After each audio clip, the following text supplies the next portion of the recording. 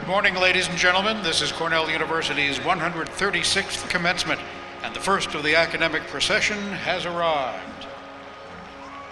At the head of the procession is the University Marshal, Professor J. Robert Cook.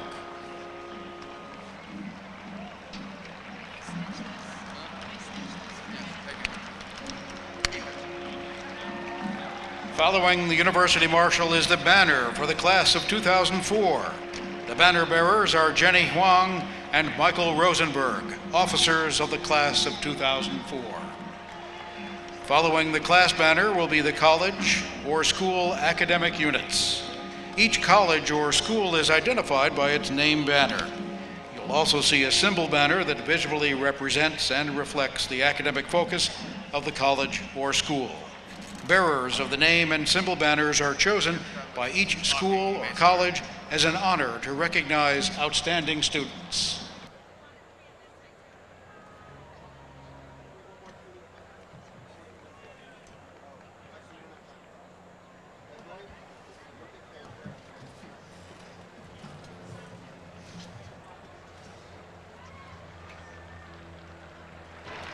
The first to arrive behind the class banner are the PhD degree candidates of the graduate school. The graduate school symbol banner is carried by Karen Rebel. The degree candidates are led by the Dean of the Graduate School, Professor Allison G. Power, and faculty marshals, Professor Jack Booker and Professor Catherine Marsh. The PhD banner bearers are Dominique Coette and Sarah Wasson. The degree marshals are Jeffrey Musk and Jennifer Tiffany.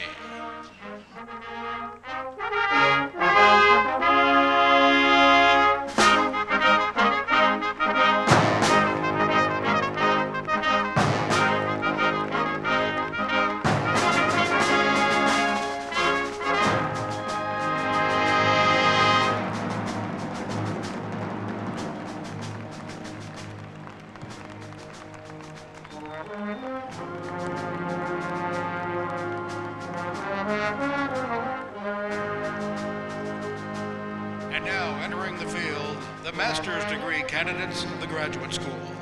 The master's banner bearers are Jian Hyung Do and Kari Davis.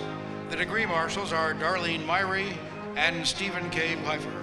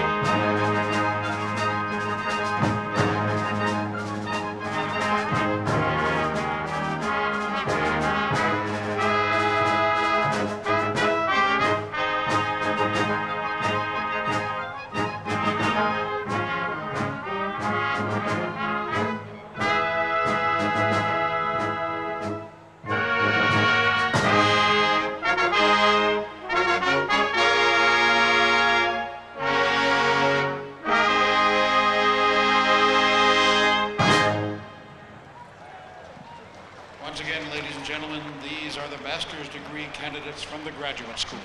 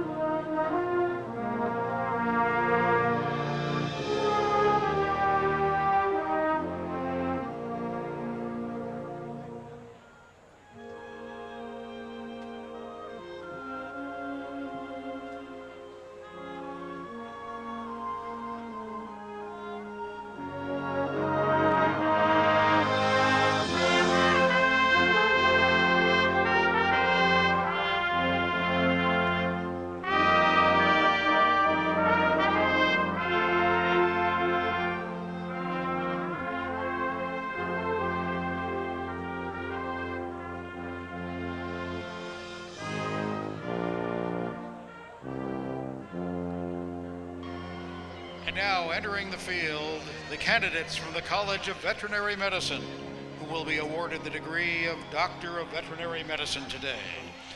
They're led by Dean Donald F. Smith and the degree marshals Dana Nicole Levine and Kelsey Allison Hart. The college name banner bearers are Anne Laurie Bilderbeck and Anna Felice Hochstetler. The symbol banner bearer is Edward McKillop.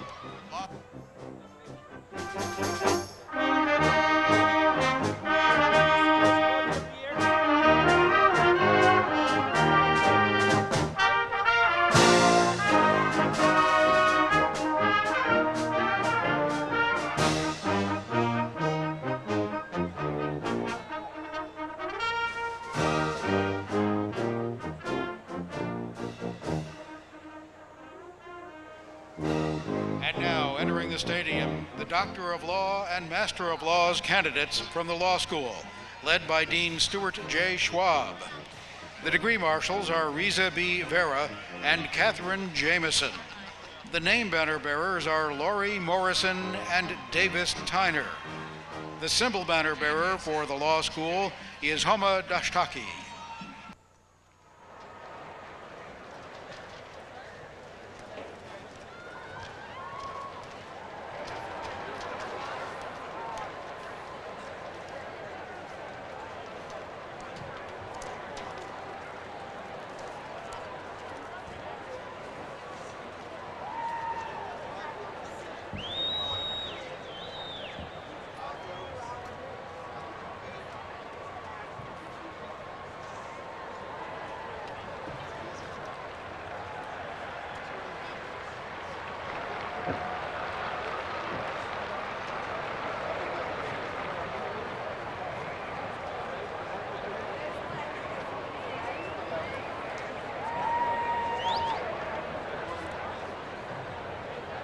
Definitely should have gone to the other side. Ladies and gentlemen, now entering the stadium, the Masters of Business Administration candidates from the Samuel Curtis Johnson Graduate School of Management, led by Dean Robert J. Swearenga. The degree marshals are Christopher W. Brown and Lindsay Whitman. The name banner bearers are Christian Rhodes and Sumant Salve. The symbol banner bearer is Melva Covington.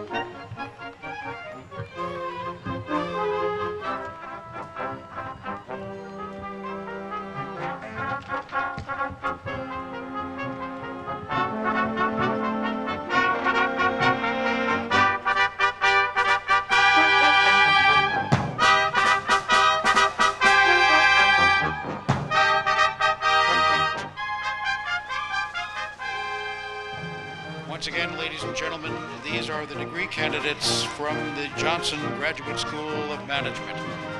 Degree candidates from the Weill Cornell Medical College in New York City will participate in a separate ceremony next week.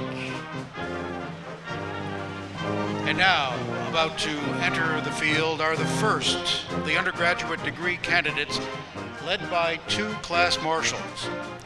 They are Esther Tang, president of the class of 2004, and Michael Selman, senior class commencement chair. The senior class council banner is being carried by W. Moody Dijomo and Marilee Mosley, also members of the Senior Class Council.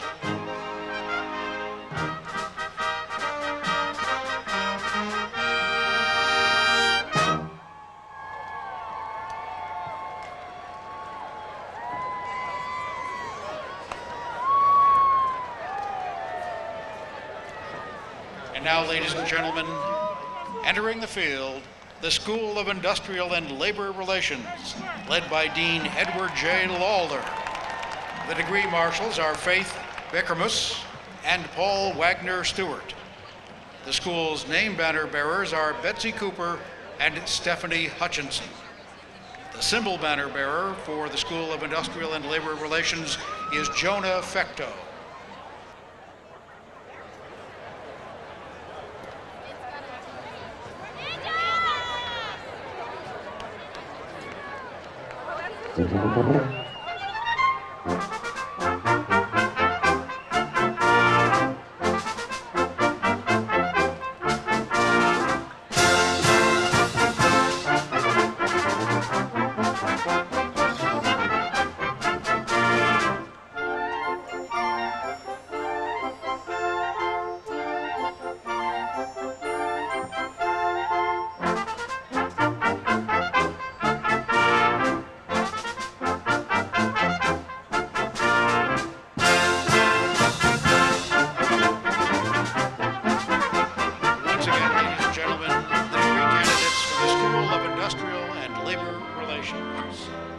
And now, entering the field, the College of Architecture, Art, and Planning, led by Dean Porus D. Opoldwala.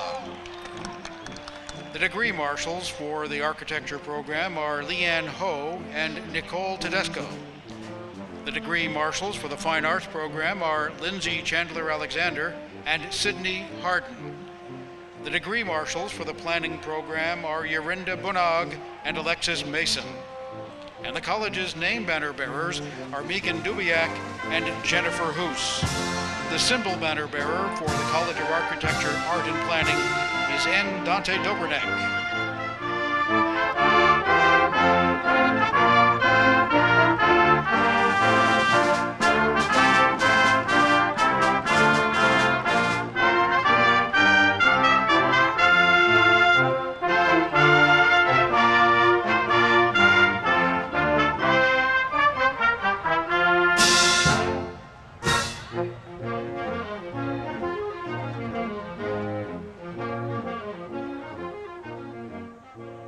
Once again, the School of Hotel Administration is entering the field. The degree marshals for the School of Hotel Administration, Benjamin Cadwell and Lindsay Craig. The school's name banner bearers are William Ballinbin and Zeev Sharon. The symbol banner bearer is Walter Fales.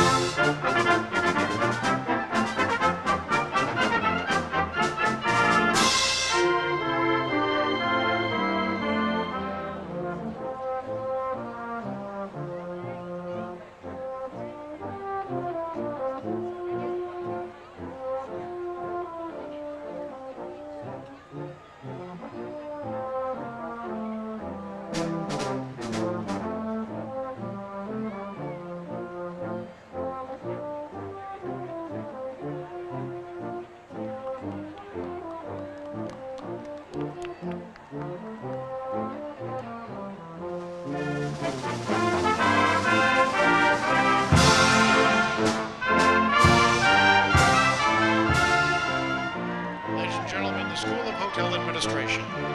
And now, entering the field, the College of Human Ecology, led by Dean Patsy M. Brannan.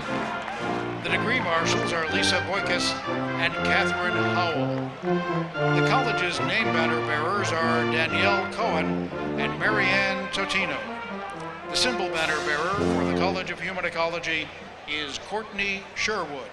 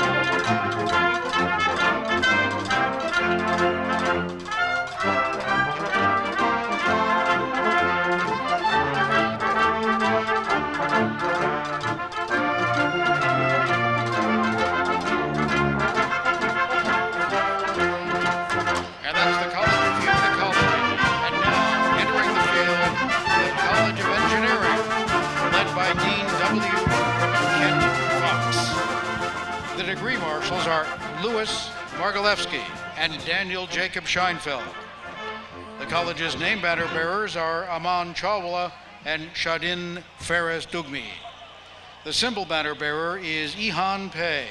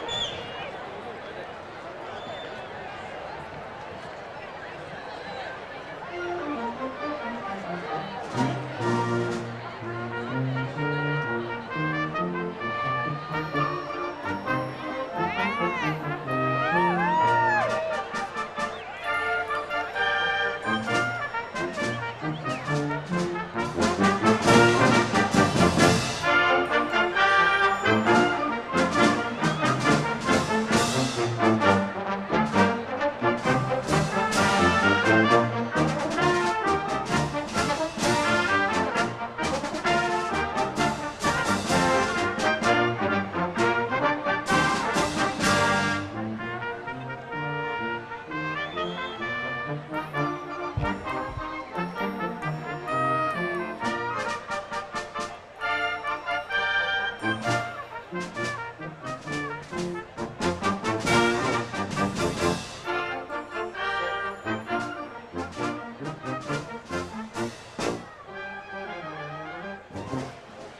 again, ladies and gentlemen, this is the College of Engineering.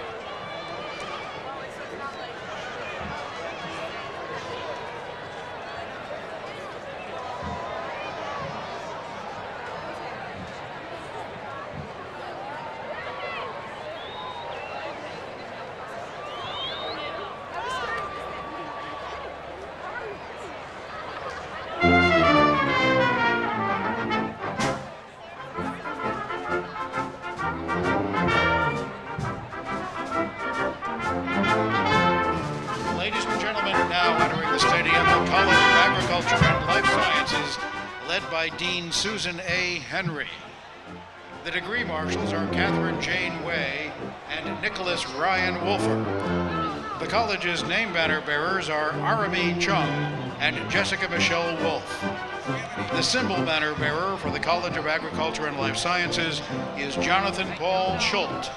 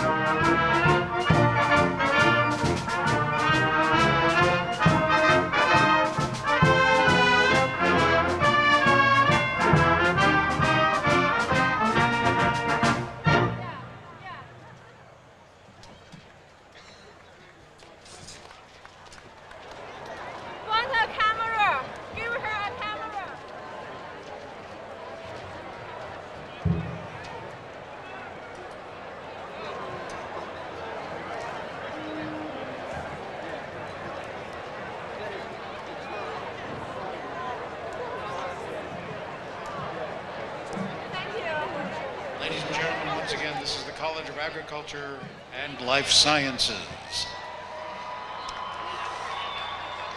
We ask that you refer to your program for information about exiting the stadium following today's ceremony. That information is on page 49. Also, there will be a video available of today's ceremony. This 2-hour video can be purchased at just $29.95 plus shipping. Information about that is available on page 44 of your program. Once again, we also remind you, please do not go onto the field to take pictures. We cannot accommodate anyone other than the official university photographers and members of the working press. There is no smoking in the stadium, please, so please refrain from smoking in the stadium and on the field.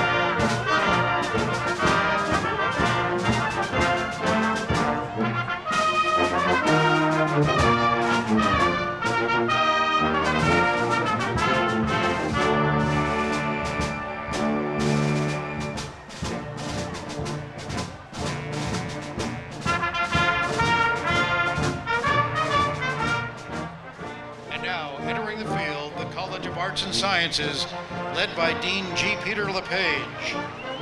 The degree marshals for the College of Arts and Sciences are Jennifer Basarab and 1010 Grace Q. The name banner bearers are Kathleen Downham and Arthur Turco.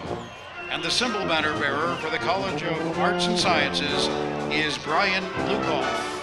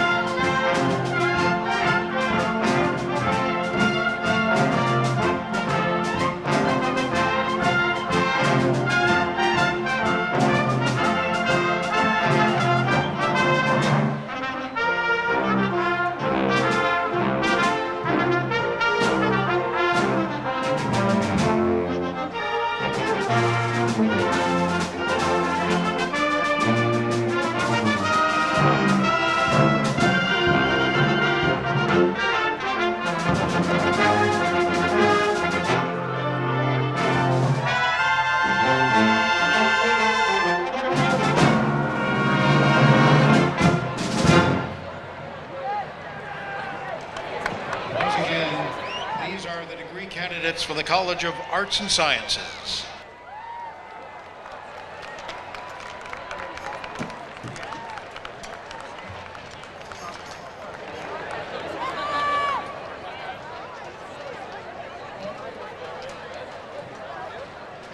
Once today's ceremony has ended, we ask that you wait until the presidential party has left Shelkoff Field before you begin to leave the stadium. Thank you.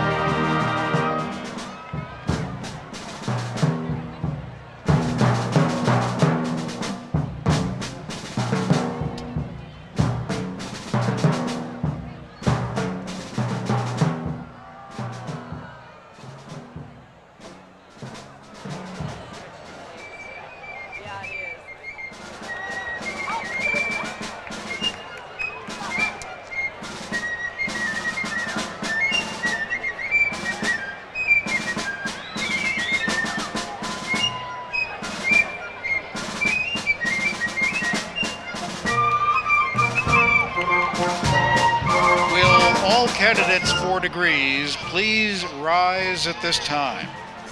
Now entering the stadium is the administrative staff of the university, led by Provost Biddy Martin and two faculty marshals, Professor Thomas Dykman and Professor Alan Mathias.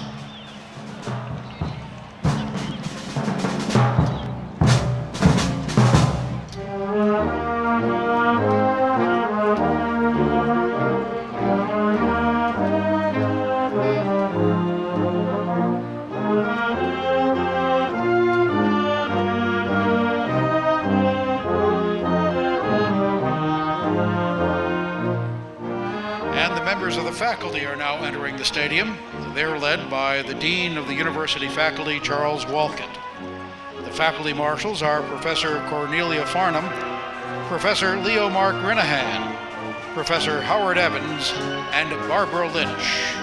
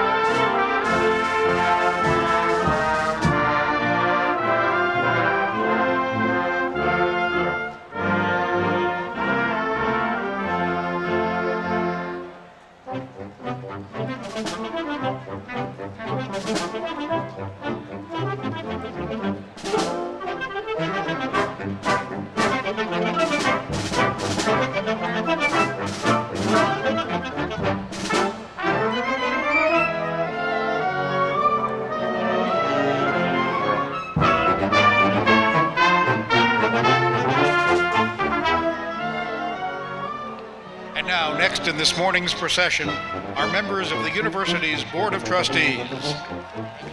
The trustees are led by Chairman Peter C. Meinig. The faculty marshals are Professor Harold Hintz and Professor Jerome Ziegler. And accompanying the trustees is today's baccalaureate speaker, Dr. Sherman Jackson.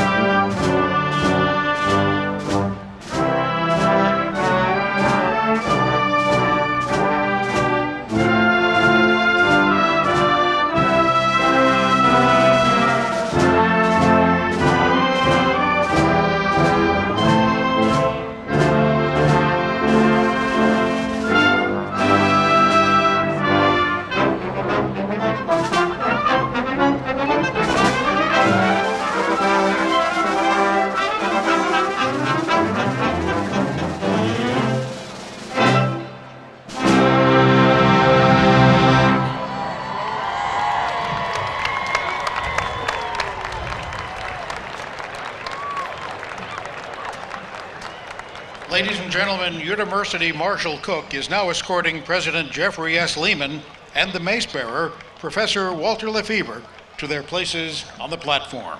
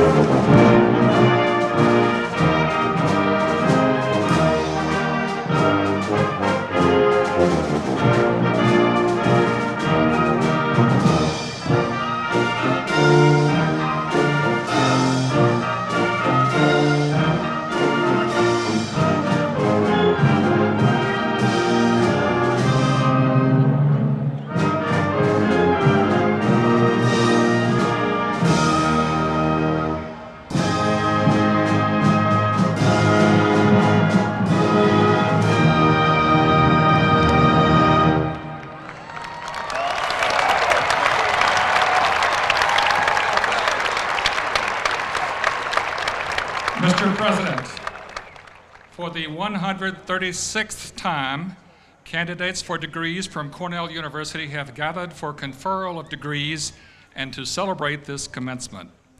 Members of the Board of Trustees, the faculty, administrative officers, and guests are in their places. The assembly is hereby called to order. Please remain standing as we join the Glee Club and chorus in singing the Star-Spangled Banner.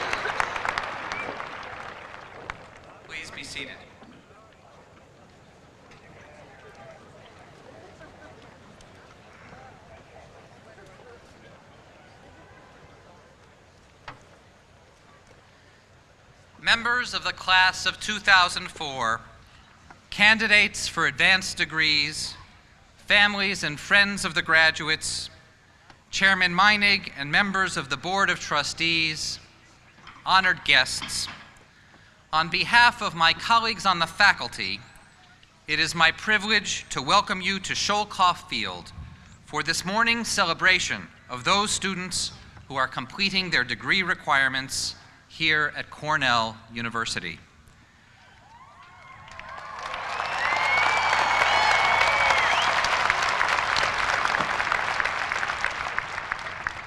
"27 years ago, I was here at Sholkoff for my own commencement ceremony. You cannot imagine how thrilling it is for me to have the opportunity to be here today as Cornell's president addressing the new graduates. At the outset,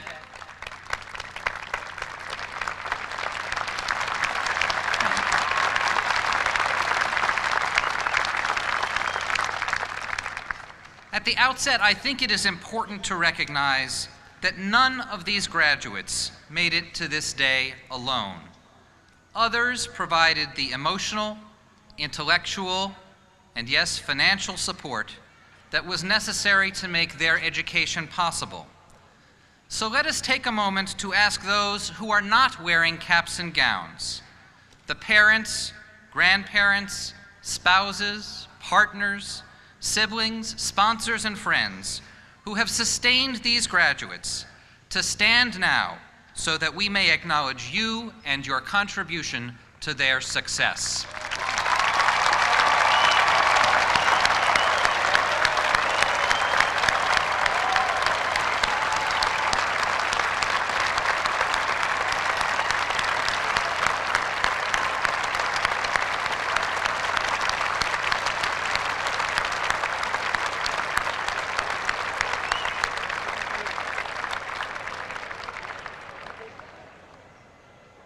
Graduating students, something is missing at this ceremony, something important. You are seated on an athletic field. It is a fine athletic field, but it is missing something that I would submit is essential to a quality education, indeed essential to a life well lived. I'm not speaking about books. One would not really expect to see them on an athletic field.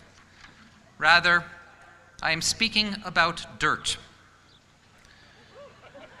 Sholkoff Field had dirt from its opening in 1915 until 1971, when the grass was replaced with polyturf, which had no need for dirt. In 1979, the polyturf gave way to AstroTurf. In 1988, the AstroTurf was in turn replaced with All-Pro Turf. And in 1999, the All-Pro Turf was replaced with the AstroTurf that is used today. It's outstanding AstroTurf.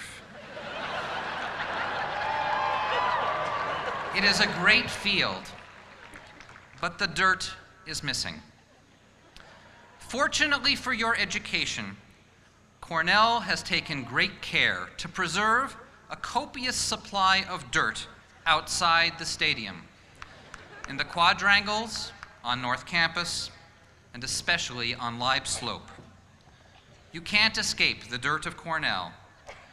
If you tried to avoid it by, for example, spending all your time within the confines of Sholkoff, you would never get a degree. As a student, you must get dirty, and you must learn to cope with that fact.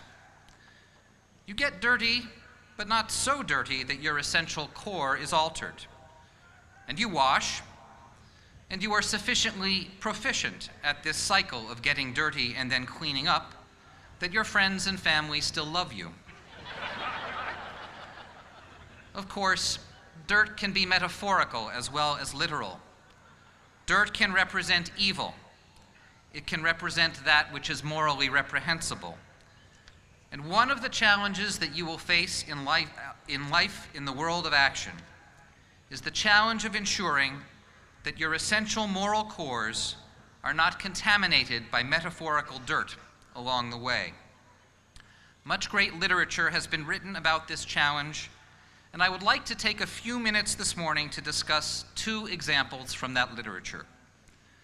The first text is the play Les Mains Sales, or Dirty Hands, by Jean-Paul Sartre. In Les Mains Sales, a man named Hoederer, Hoederer,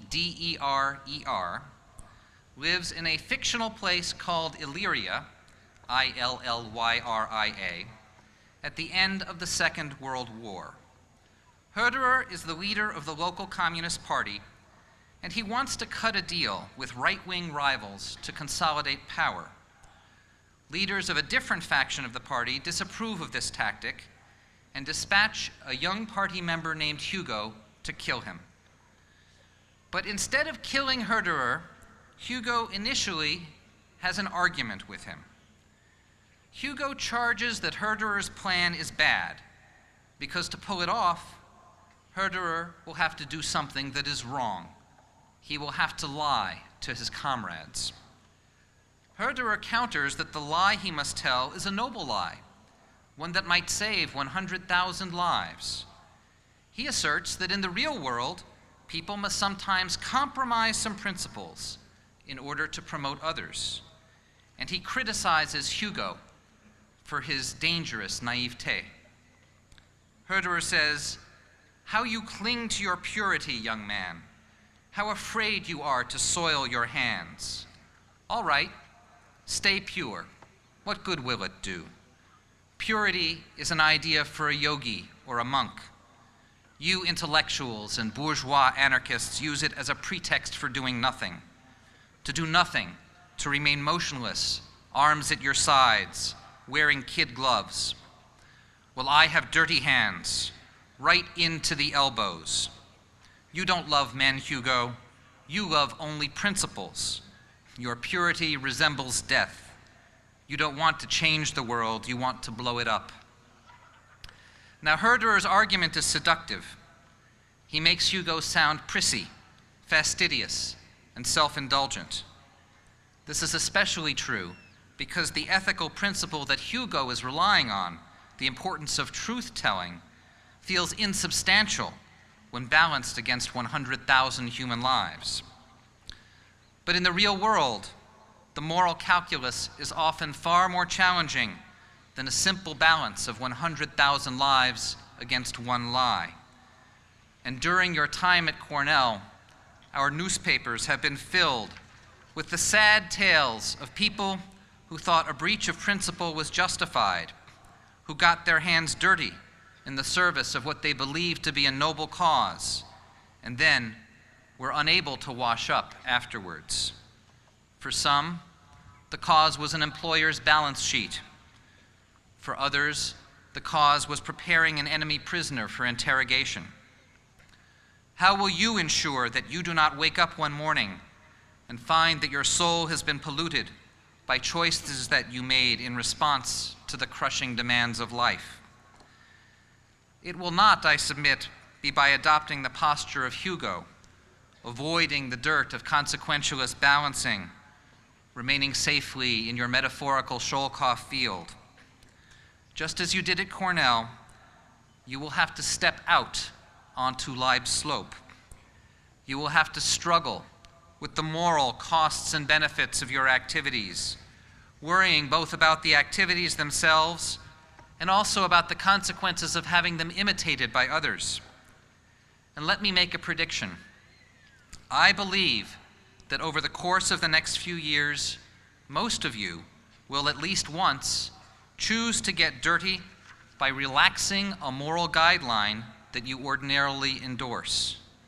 You will do so in order to promote what you consider to be a greater moral good. All I ask of you is that if you do so, you think of Cornell on a rainy day.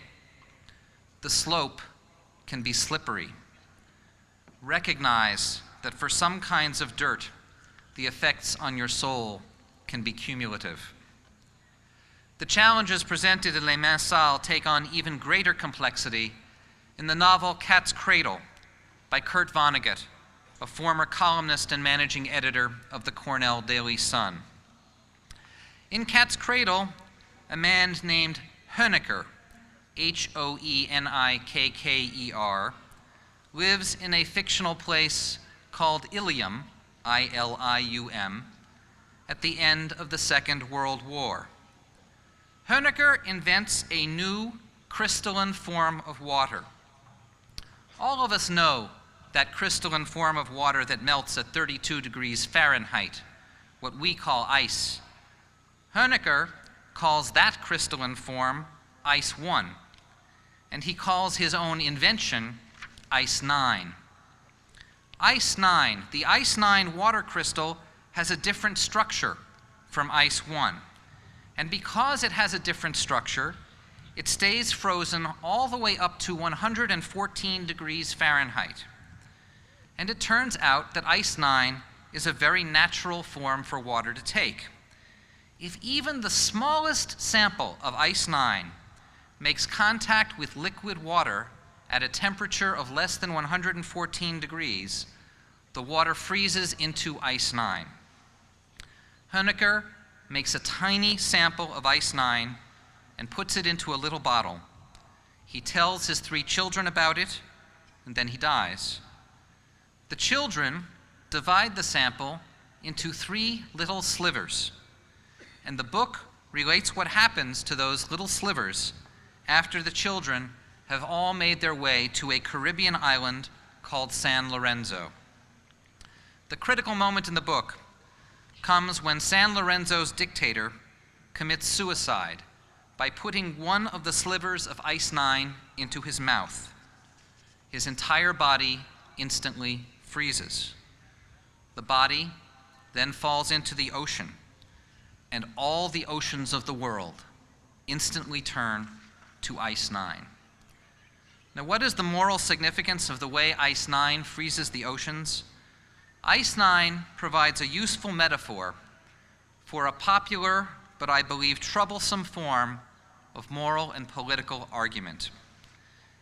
In Les Mains Sales, the question was one of first-order contamination. It was a question of how our own actions, our own dirt, might contaminate our own souls. But in the world that you are about to enter, you will also encounter questions of second-order contamination. Questions about what will happen to you if you make contact with someone who has acted badly in situations that did not involve you. Questions about whether even the slightest contact might transmit the dirt of their actions, their choices, to you, so that your soul becomes contaminated. I will refer to these arguments as questions of ICE-9 contamination. Obviously, some forms of contact do transmit one person's moral dirt to another. For example, when the second person explicitly endorses the activity that produced the dirt in question, or when the contact has the consequence of enabling the ongoing production of additional dirt. But ICE-9 contamination arguments revolve around other, even more limited forms of contact, forms that do not endorse or enable the underlying activity. They take the simple form, don't you have anything to do with X, because X is bad, and if you engage X, you will elevate X and debase yourself. X's name will be legitimated, and yours will be sullied. ICE-9 contamination arguments of this form sound in the emotional domain of disgust.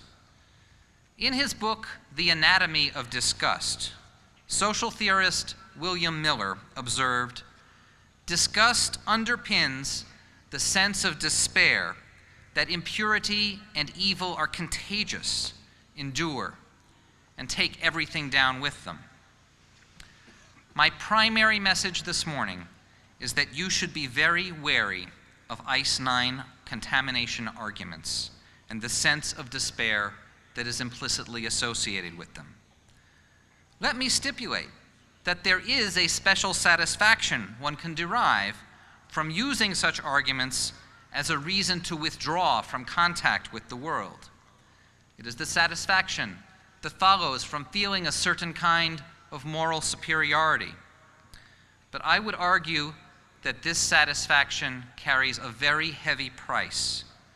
Yielding to ICE-9 contamination arguments will often, perhaps usually, lead us to miss opportunities to accomplish genuine good in the world through serious engagement.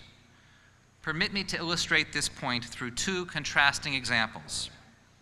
First, let me go back to Jean-Paul Sartre.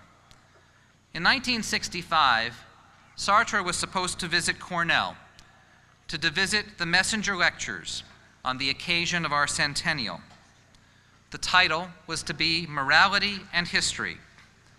And according to the scholars Stone and Bowman, Sartre's notes reveal that he would have talked about the possibility of individuals transcending the seeming constraints of their social circumstances, inventing new courses of action to achieve an ethical goal that they honestly believe they must attain.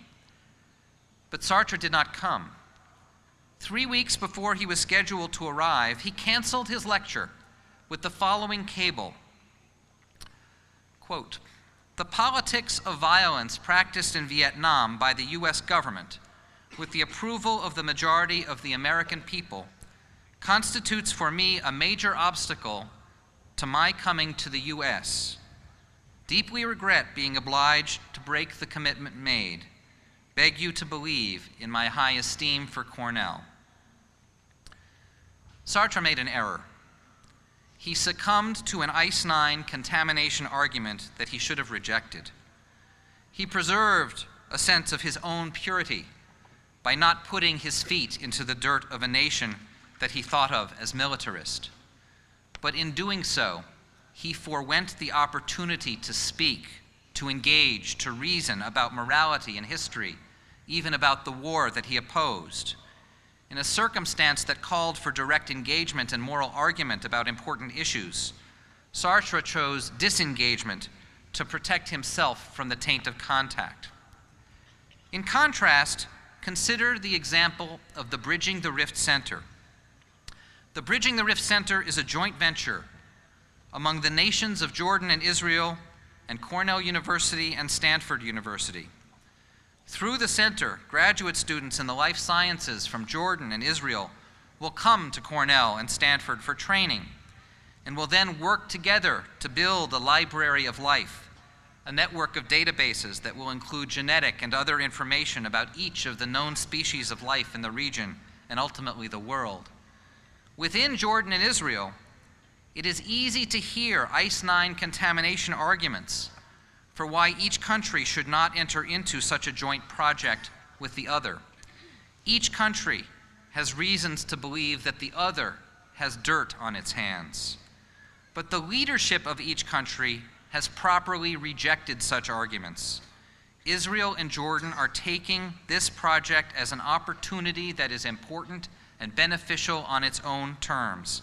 And they believe that there are additional benefits that flow from engaging in a positive way with a former enemy.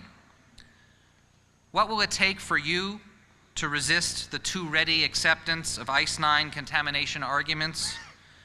You will need confidence in your ability to engage respectfully with others who have different perspectives or values from your own, without being required to endorse every aspect of that person, without being driven to somehow lose your own soul.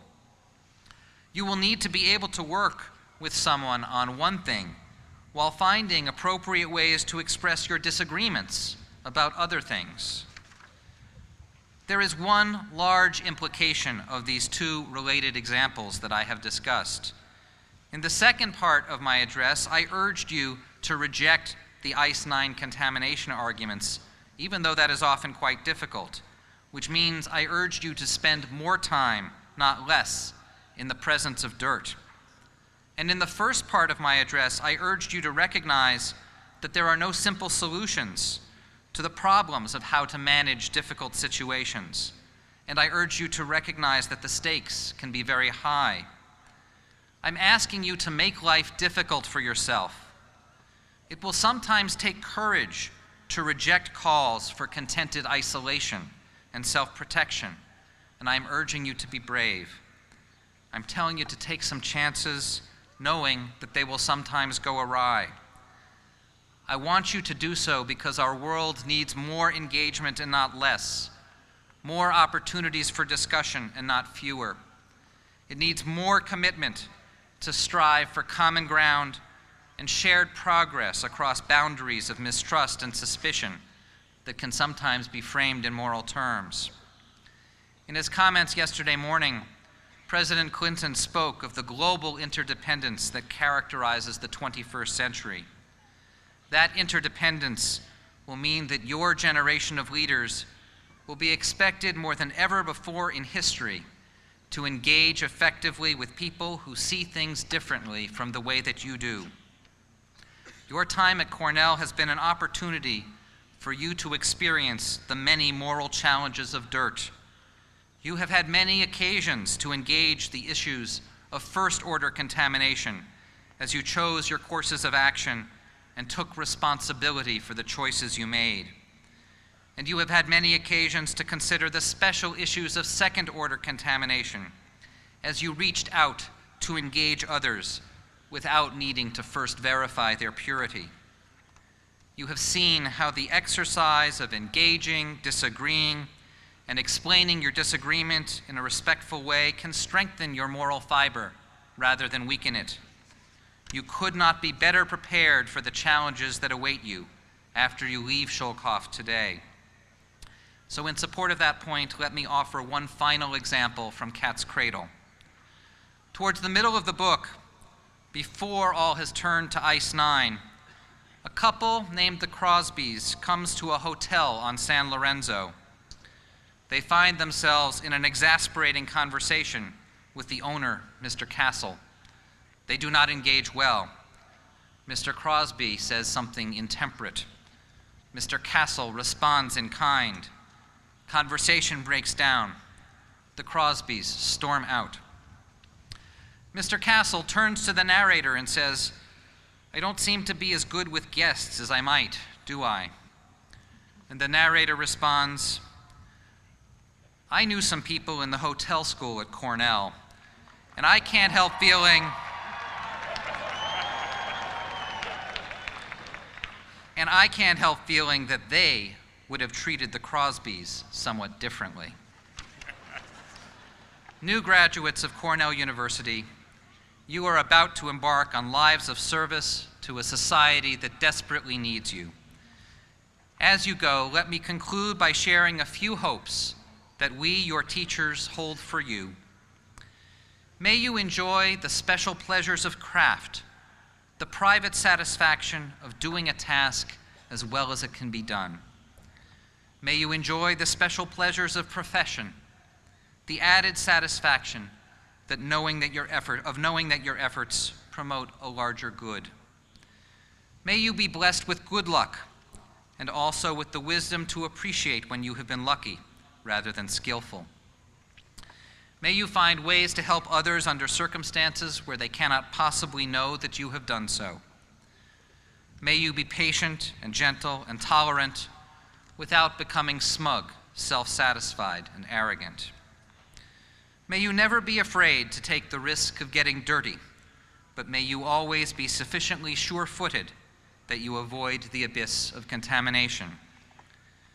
May you know enough bad weather that you never take sunshine for granted, and enough good weather that your faith in the coming of spring is never shaken.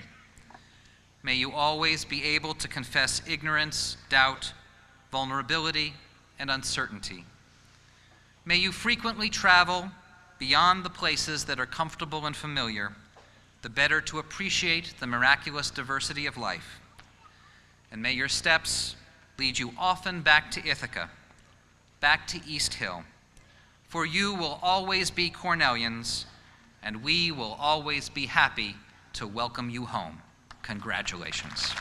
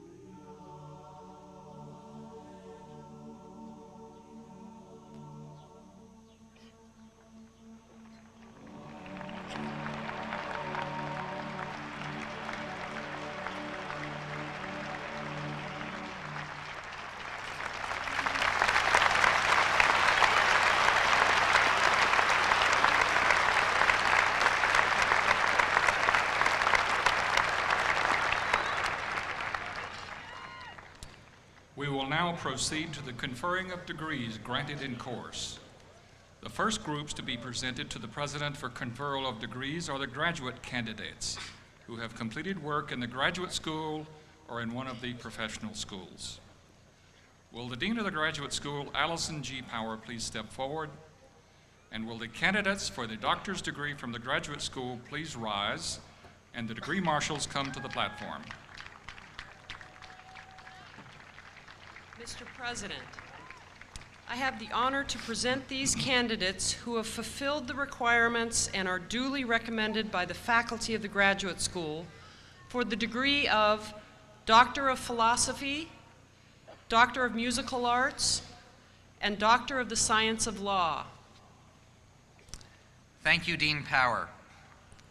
Upon the recommendation of the faculty and by the authority vested in me by the trustees of Cornell University, I hereby confer upon you the doctoral degree appropriate to your field of advanced study and research, with all the rights, privileges, honors, and responsibilities pertaining thereto. Congratulations.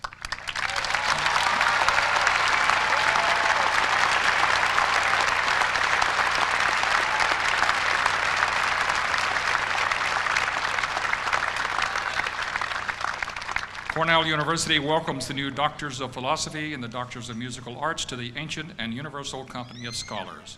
Will the doctors please be seated?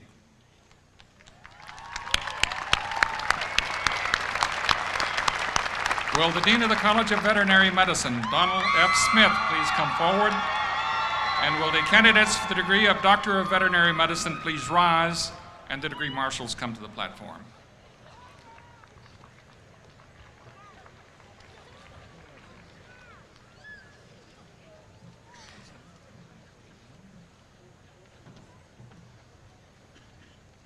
Mr. President, I have the honor to present these candidates who have fulfilled the requirements and who have been duly recommended by the faculty of the College of Veterinary Medicine for the degree Doctor of Veterinary Medicine. Thank you, Dean Smith. Upon the recommendation of the faculty and by the authority vested in me by the trustees of Cornell University, I hereby confer upon each of you the degree of Doctor of Veterinary Medicine with all the rights, privileges, honors, and responsibilities pertaining thereto.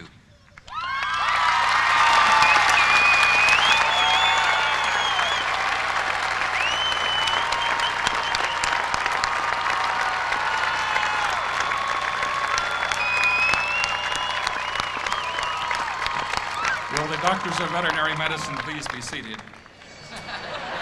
Will the Dean of the Law School, Stuart J. Schwab, please step forward? And will the candidates for the degree of Doctor of Law or Master of Laws please rise, and the degree marshals come to the platform?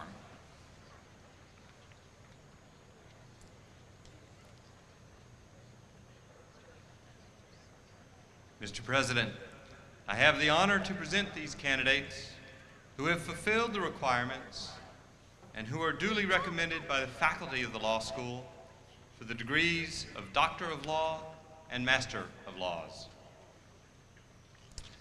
Thank you, Dean Schwab. Upon the recommendation of the faculty and by the authority vested in me by the trustees of Cornell University, I hereby confer upon each of you the degree of Doctor of Law and Master of Laws with all the rights, privileges, honors, and responsibilities pertaining thereto.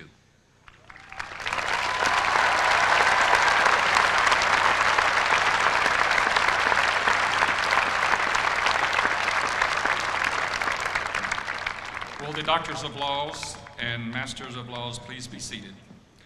Will the Dean of the Graduate School, Allison G. Power, please return to the microphone? And will the candidates for the master's degree in studies that have been directed by the graduate school please rise, and will the degree marshals come to the platform?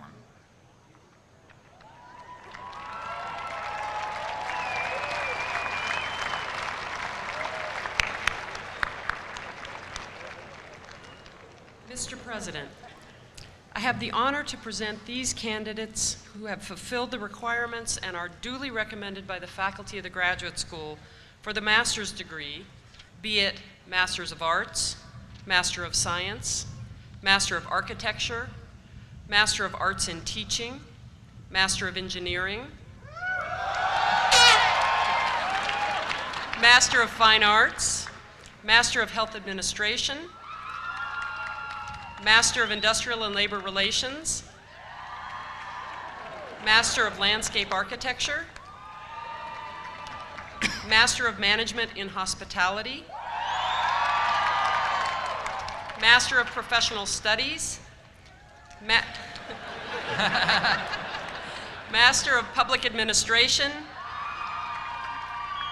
and Master of Regional Planning. Thank you, Dean Power.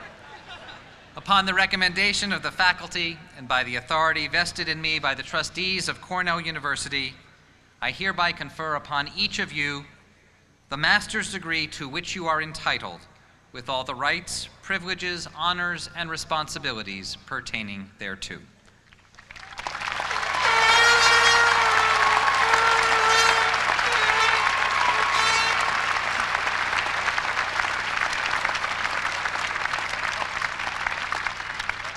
Will the masters please be seated? Will the Dean of the Samuel Curtis Johnson Graduate School of Management, Robert J. Syringa, please step forward? And will the candidates for the degree of Master of Business Administration from the Samuel Curtis Johnson Graduate School of Management please rise? And will the degree marshals come to the platform?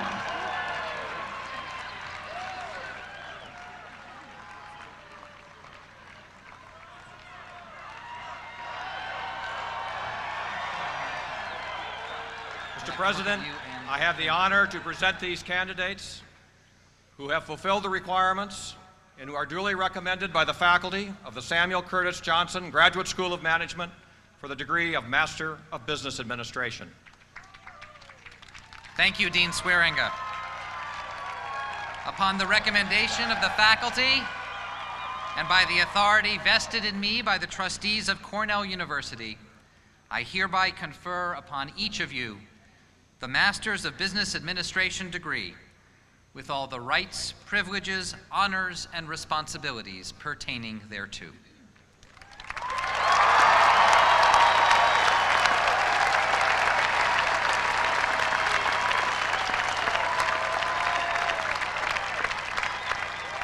Will the masters be seated?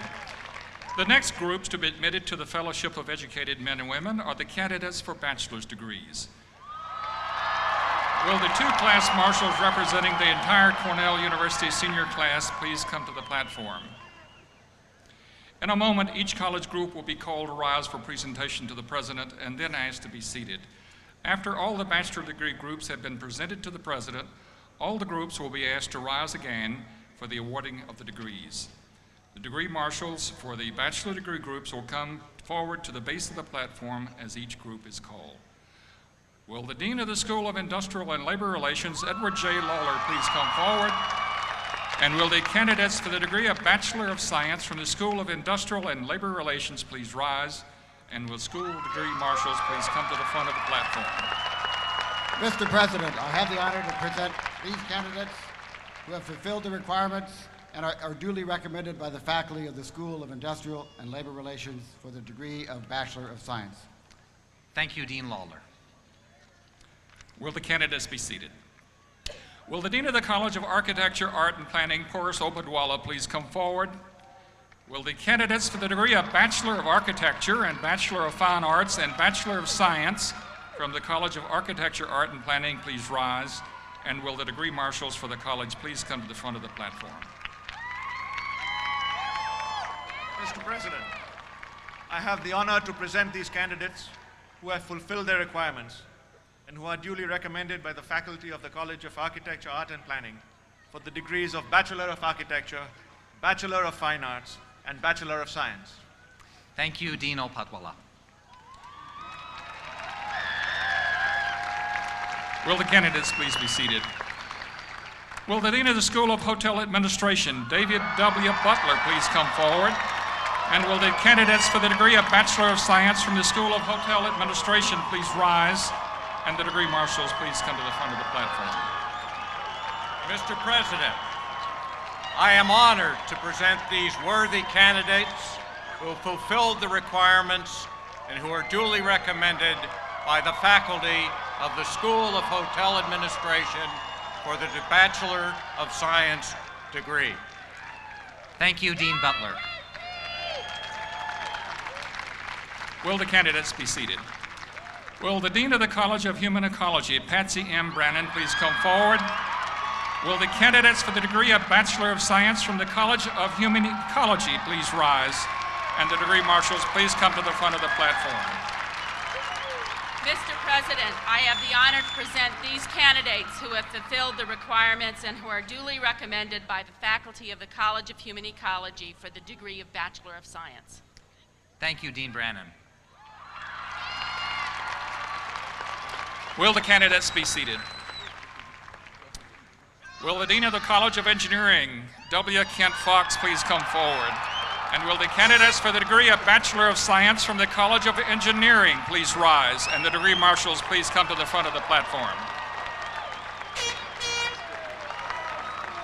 Mr. President, I have the honor to present these candidates who have fulfilled the requirements and who are duly recommended by the faculty of the College of Engineering for the degree of Bachelor of Science. Thank you, Dean Fox. Will the candidates be seated? Will the Dean of the College of Agriculture and Life Sciences, Susan A. Henry, please come forward? And will the candidates for the degree of Bachelor of Science from the College of Agriculture and Life Sciences please rise, and the degree marshals come to the front of the platform. Mr. President, I have the honor to present these candidates who have fulfilled the requirements and who are duly recommended by the faculty of the College of Agriculture and Life Sciences for the degree of Bachelor of Science. Thank you, Dean Henry.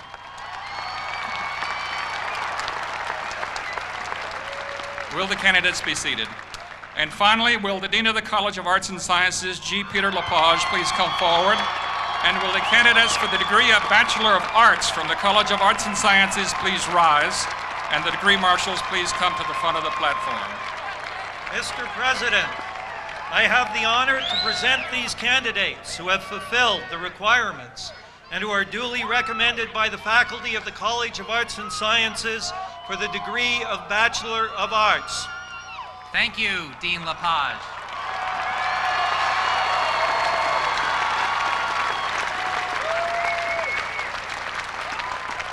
And now will all bachelor degree candidates please rise?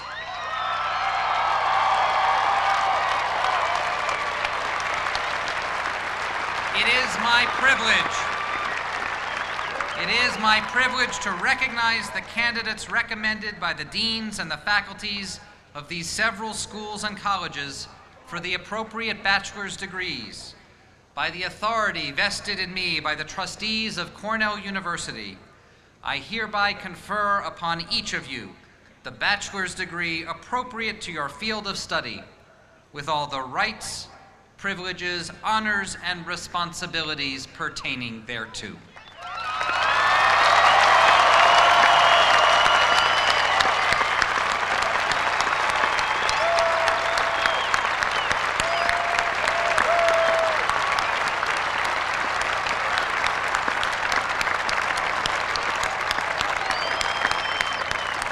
Will the bachelor degree marshals please come to the stage to shake hands with President Lehman?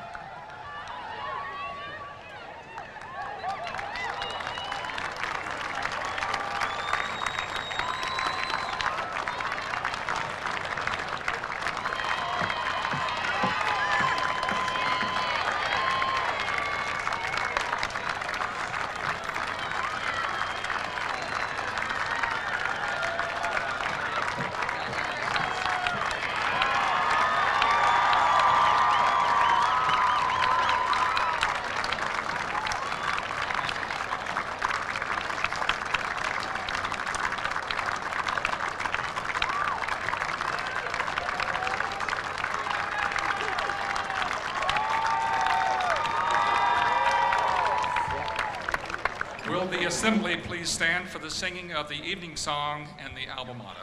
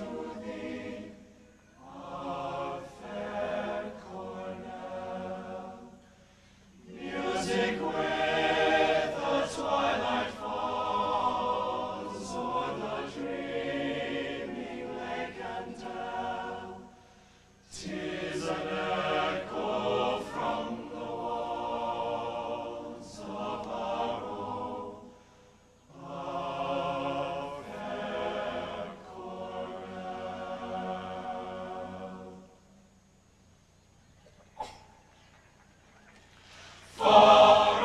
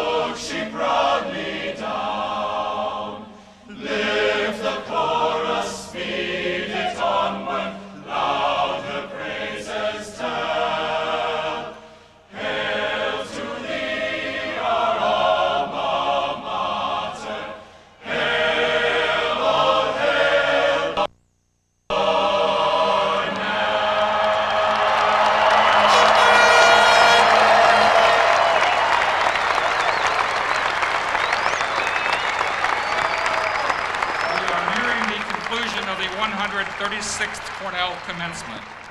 We thank you for being with us and congratulate our new graduates. Please remain standing during the recessional until the faculty have left the field.